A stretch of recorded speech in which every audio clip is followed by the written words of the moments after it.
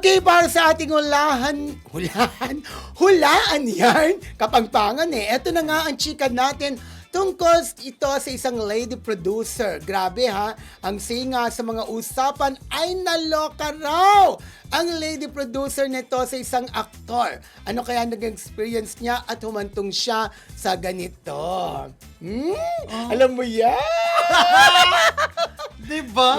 Ito kasing lady producer na ito, nataypan niya si aktor. So dahil nataypan niya, gumawa siya ng paraan para magkaroon sila ng komunikasyon ni aktor at nagtagumpay naman siya. Nakuha niya ang number ni aktor at ayun na, tinitext. Sumagot naman si aktor. Hanggang sa magtawagan na sila, hanggang sa mag-meet na sila, hanggang sa mag-anich-anich na sila. Diba?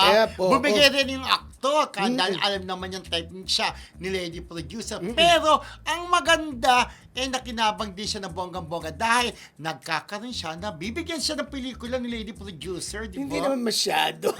Hindi, kahit pa paano naman. Oo, kahit pa paano, nabibigyan siya ng project. Pero, hindi yung parang support Yes, yan. hindi siya nakabidang-bida. Hindi niya But talaga, still, hindi niya talaga binida. Ibig sabihin, binigyan ng lead role itong actor na ito.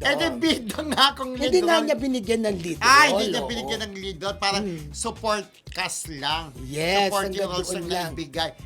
But still, may movie, di ba? At, alam mo na, Yes. hindi nga binibigyan ng binibigyan ng ng pelikula, Jetaplex. may ibang binibigay sa kanya. Yes. So, okay na yun sa kanya, di ba? So, hula-hula nyo na po kasi itong aktor na kinalokod ang isang lady producer. Hindi gay, lady producer. Ay, itong aktor na ito, magaling siya sumuntok. Yes. Oo, At sinuntok-suntok niya si lady producer. Oo, sinusuntok niya Sa paggabi, no? pagmamahal. Oo.